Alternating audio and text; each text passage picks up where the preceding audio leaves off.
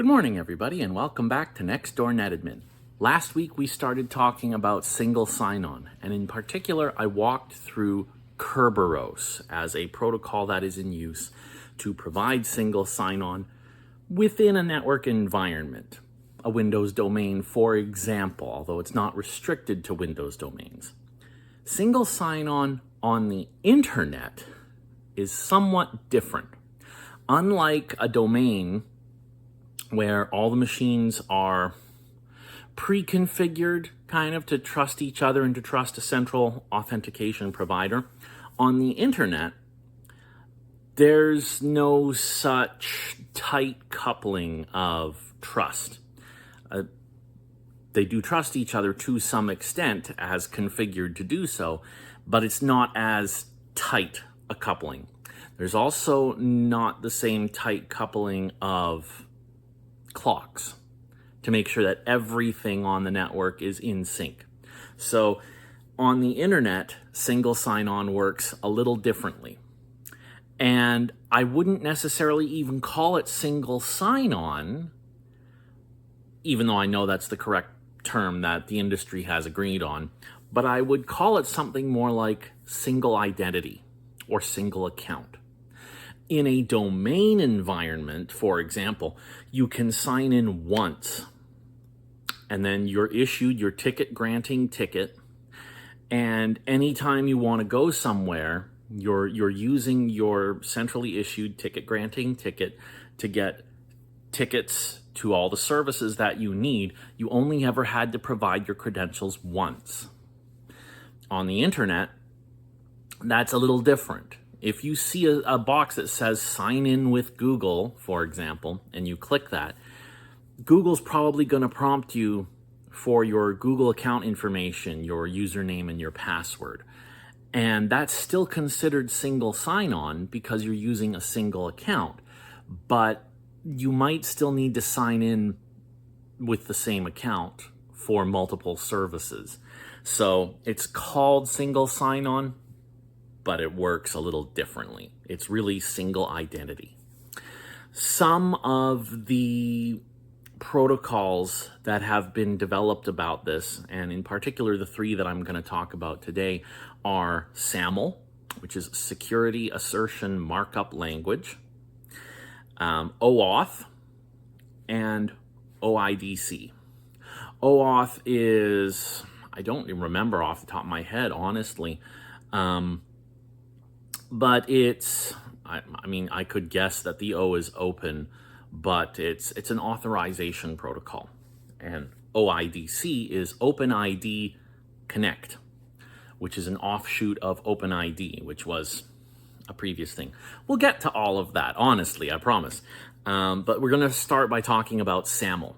SAML is based on XML and uses HTTP to communicate and all of the responses and objects that are being transferred between your identity provider and your service provider and the user principal are all written in XML. They're XML objects. So the general flow of SAML is the user goes to the service provider and says, "Hi, I want to sign in here." And the service provider goes, "Okay, well, what's your account?" And the user can tell them, "Okay, my account is this." And through some negotiation this way between the user and the service provider figures out, okay, who's the identity provider? Who do I need to send these people to? Once it figures that out, it sends the user, says, "Okay, I need you to go to your identity provider, this website, and get me some authentication, some authorization, some assertion," is what it is, "of your identity that I can trust." This trust has been pre-configured between the two systems by an administrator. It's not dynamic. You actually need to set up some construction because SAML has a very particular set of this is how attributes are presented, this is how they are handled. And there might need to be some translation that is set up by an administrator to say, okay, I'm going to get this record, which is required under the protocol. I need to translate it to this record over here in my system. Okay, so this is all pre-configured by an admin so that the two systems understand how they're going to be talking to each other and what information they need to look for and how to translate and use it. But as configured, the service provider tells the user, okay, I need you to go talk to your identity provider. The user goes over there, talks to the identity provider, tells them, hey, I'm trying to sign in over here and they need confirmation of my identity. Here's my information. Please provide.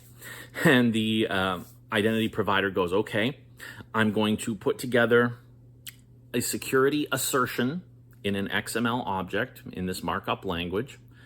I'm going to sign it with a publicly available certificate. I'm going to do all that setup.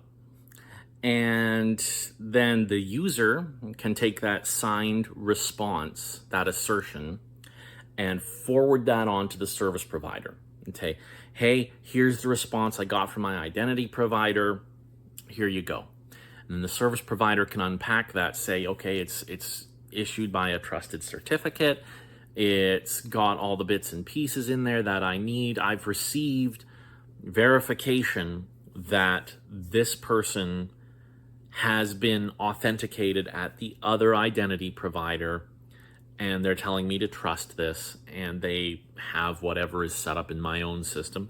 So this is what I'm going to give them. And this way you can use your account at one provider, one identity provider, and get a security assertion from them that you can then use to sign in at a different service provider. Cool. All right, that's one way of doing it. So how about the other ways that I was talking about, OAuth and OIDC? They're slightly different. And I'm going to start by talking about OpenID, which was the predecessor for OpenID Connect.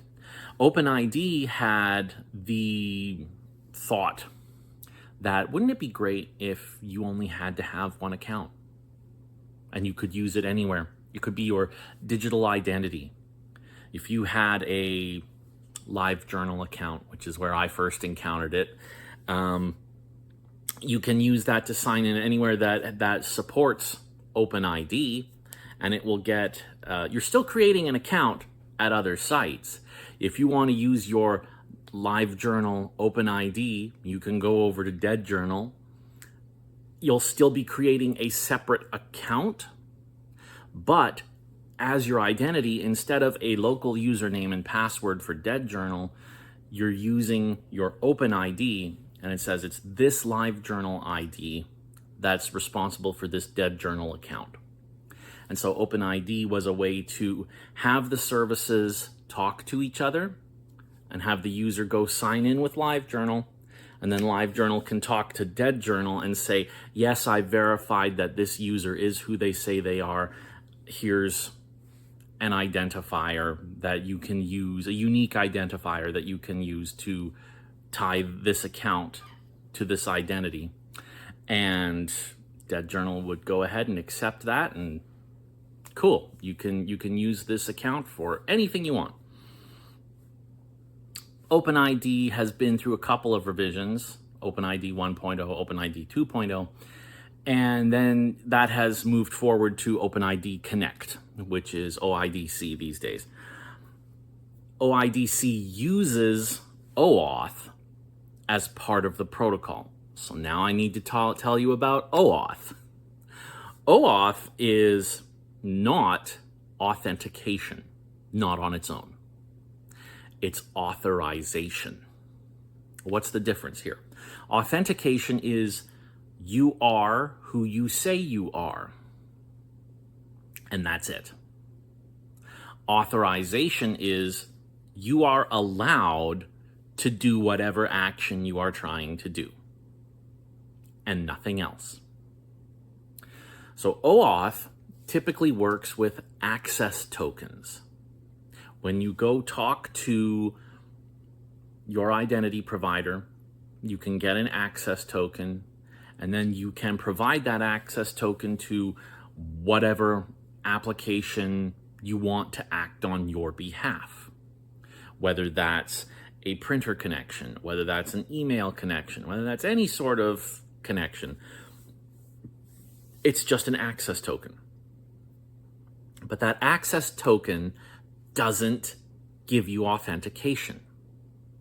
There's no way to know if the person presenting the access token is the actual person, or whether somebody copied the access token and is presenting it later, either as a replay attack or as credential stealing or anything else. There's no way to know that. All you know from that access token is whoever has this access token is allowed to do this action, whoever they are. It doesn't matter at that point. You know that the access token was issued to a particular person, but you don't know for sure that it's that person who's presenting it now. OAuth is still a very solid protocol. It's a standard for a reason. There are lots of times when if you want to set up, say, a printer and you want it to be able to send outbound emails, say for a scan to email setup, you might want that device to act on its own, regardless of whether the user is there in the moment. OAuth was specifically designed to have this usage in mind. So it's very much designed to be about authorization and not authentication. That doesn't make it weak. That just means you need to know what you're doing because there are other things that can be used to provide authentication. And then OAuth can provide the authorization. And that's what OIDC does. OpenID Connect takes care of the authentication part, the actual exchange of credentials between the user and their identity provider. And then the identity provider can tell the user, okay, so this is, the details of the token that I'm going to need. And the user can then, the service provider can tell the user the details of what's going to be needed. And then the user can ask the identity provider, I need a token with this permission, this permission, this permission. And the identity provider can say, okay, these are the permissions that you are requesting. Are you sure about this? And when the user clicks yes, then they get an access token from the identity provider, and then they can pass that access token over to the service provider, who can then use the access token to access resources on their behalf. Complicated? Yes, a little bit. Absolutely. But the various parts are very important. If you just requested an access token on your own as the user, could you give that to the service provider? Yes, absolutely you could. But that comes with some side effects. You might request a token with the wrong permissions, so it might not work. Or it might be too many permissions, and that's a security risk.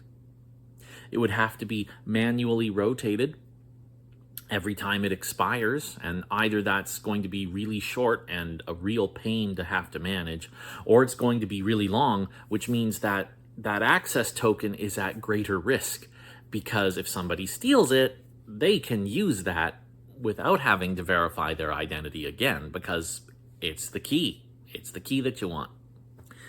So OpenID Connect can allow this to request only the permissions that the service provider needs. It can request it for a limited lifetime so that it's not being replayed or stolen or anything else. And it's a smoother way to make all of this work. And it sounds very similar to SAML. And by design, yes, all of these single sign-on protocols on the internet kind of have the same paradigm in mind, which is The user doesn't have to send their credentials to the service provider. The user only has to verify their credentials with the identity provider. And that can be any sort of thing that you want, that the identity provider can figure out the verification. It can figure out whether it wants to compare a hash of the password, or whether it wants to encrypt something and send it back to the client that they can only decrypt if they have the right password, similar to Kerberos.